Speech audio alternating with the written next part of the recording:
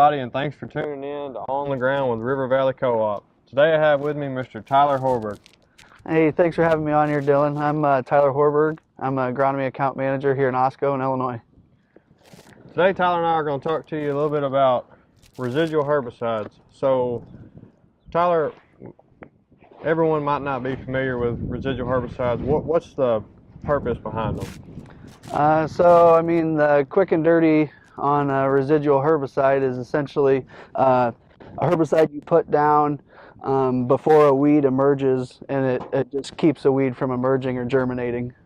So right now you're recommending to your customers to be putting out a residual, this is pre-plant or right after planting, right? Yeah, correct. So when I put a plan together, I kind of get an idea from them. We know field history, problem weeds, and try and pick a program that's going to be directed to help those problems.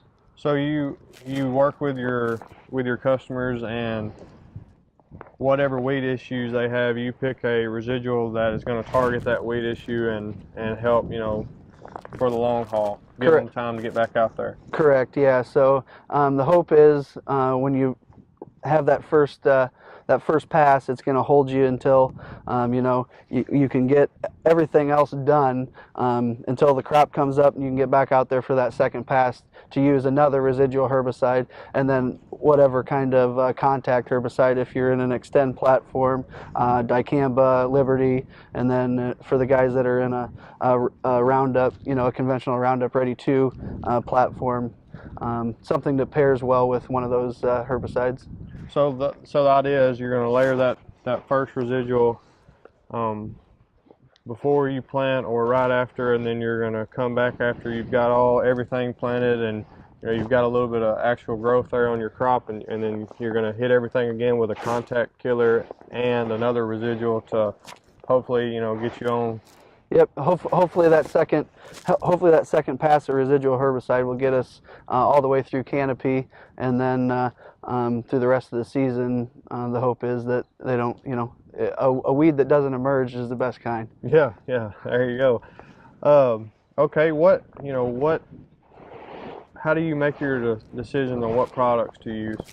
So certain products or sites of action, or modes of action rather, work better on specific species, and whichever one's the problem in that field is kind of how I tailor that mix.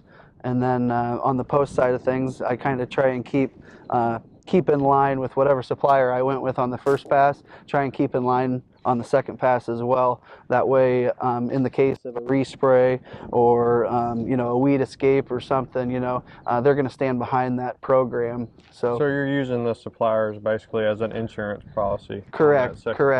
And the suppliers that we use, it's all your main players, but all of our reps are really good at standing behind their products and taking care of us if there's ever an issue. Yep. No doubt about it. Well, Tyler, is there anything else you would like to point out to your customers, before we really get ramped up?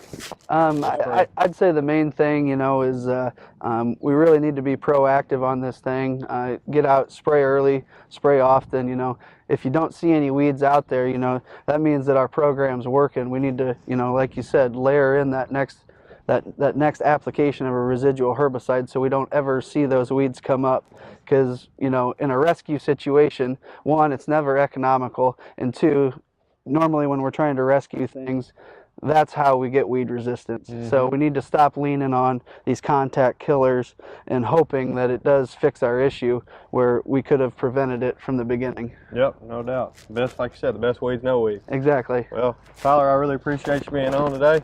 We'll see y'all next time.